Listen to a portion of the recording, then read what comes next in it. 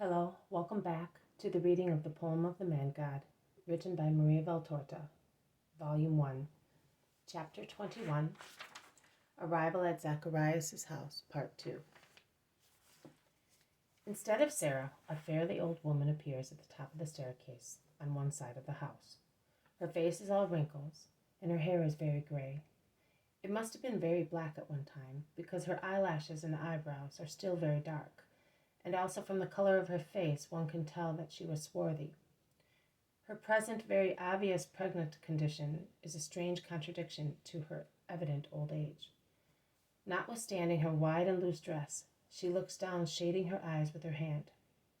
As soon as she recognizes Mary, she raises her arms to the sky and utters an "oh" of joy and surprise. She then rushes as fast as she can towards Mary. Also Mary, who always moves very quietly, now runs, as swift as a little deer, and reaches the foot of the staircase at the same time as Elizabeth. And she embraces with great affection her cousin, who is crying with joy at seeing her. They remain embraced for an instant, and then Elizabeth detaches herself, exclaiming, "Ah!" an exclamation of mingled joy and sorrow, and she places her hands on her enlarged abdomen. She bows her face and turns red and pale alternately. Mary and the servant hold out their hands to support her because she staggers, as if she were unwell. But Elizabeth, after a moment of concentration, lifts her face, which is now so bright that she looks much younger. She then looks at Mary with evident veneration, as if she sees an angel. She bows in a deep salutation, exclaiming, "You are blessed amongst all women. Blessed is the fruit of your womb." She says exactly that, two clearly separate sentences. How did I deserve that the mother of my Lord should come to me, your servant? There, at the sound of your voice, the child leaped out of joy in my womb. And when I embraced you, the Spirit of the Lord whispered deepest truths to my heart. You are blessed because you believed that it was possible for God also, what does not appear possible to the human mind. You are blessed because by your faith you will accomplish the things the Lord predicted to you and the prophets foretold for our times. You are blessed for the salvation you have brought to the house of Jacob. You are blessed for the holiness you have brought to my son, whom I feel leaping with joy, like a happy little kid in my womb, because he feels free from the burden of guilt and is called to be the predecessor, sanctified before redemption by the Holy One who is growing within you.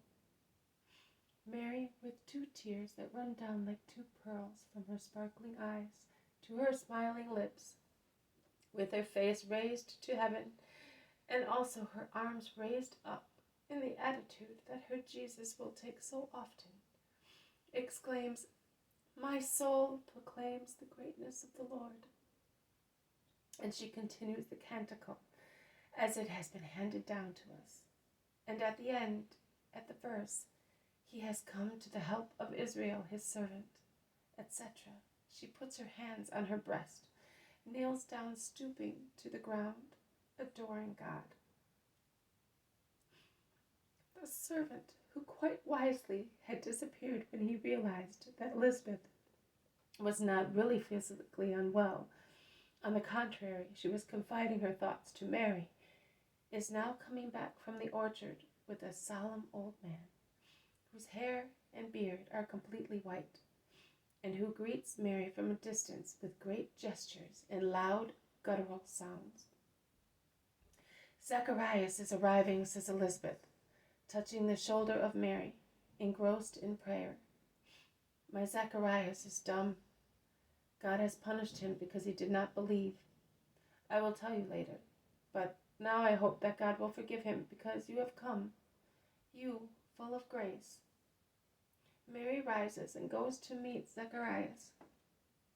She stoops to the ground in front of him, kissing the hem of his white robe that reaches down to the ground.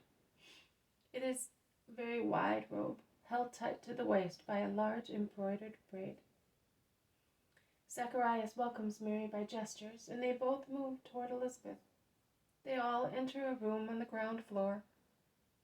It is a wide room, tastefully arranged, where they make Mary sit down, and they offer her some new milk. There is still foam on it, and some small cakes. Elizabeth gives some orders to the maidservant, who has appeared at last, her hands still covered with flour and her hair whiter than usual because of the flour dust on it. Perhaps she was baking bread. She gives orders also to the male servant, whose name I hear is Samuel, and tells him to take Mary's trunk to a room which she indicates to him. She thus fulfills her duties of a landlady toward her guest. In the meantime, Mary is replying to the questions Zacharias is asking her, writing them on a wax tablet with a style. From her answers, I understand that he is asking her about Joseph and her married life with him. I also understand that Zacharias has been denied all supernatural light about Mary's state and her condition of mother of the Messiah. Elizabeth goes near her husband, and laying her hand on his shoulder in a loving attitude, as if she were caressing him chastely, she says to him, "Also Mary is a mother. Rejoice over her happiness." But she does not say anything else. She looks at Mary, and Mary looks at her, but does not encourage her to say more, and Elizabeth keeps silent. A sweet, very sweet vision. It obliterates the horror of the sight of Judas's suicide. Last night, before falling asleep, I saw Mary crying, bent over the unction stone of the dead body of our Redeemer. She was on his right-hand side, with her back to the opening of the sepulchre grotto. The torches lit up her face so that I could see her poor face, ravaged by sorrow and washed by tears. She would take Jesus' hand, caress it, warm it against her cheeks, kiss it, stretch its fingers out, kiss them one by one, those poor motionless fingers. Then she would caress his face, would bend down to kiss his open mouth, his half-open eyes, his wounded forehead.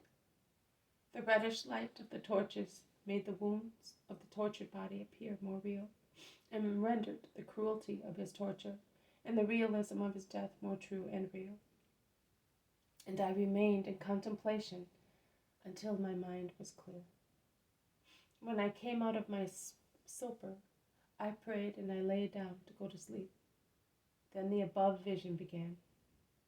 But Mother said to me, "Don't move, just look.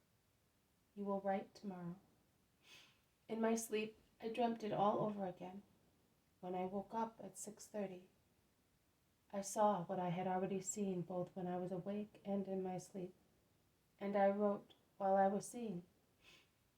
Then you came, and I asked you if I could add the following. There are various sketches of Mary's stay in Zacharias's house. This has been a reading from The Poem of the Man God, written by Maria Valtorta, Chapter 21, Arrival at Zacharias's House, Part 2. Thank you for listening. May God bless you, and may peace be with you. I'll see you tomorrow.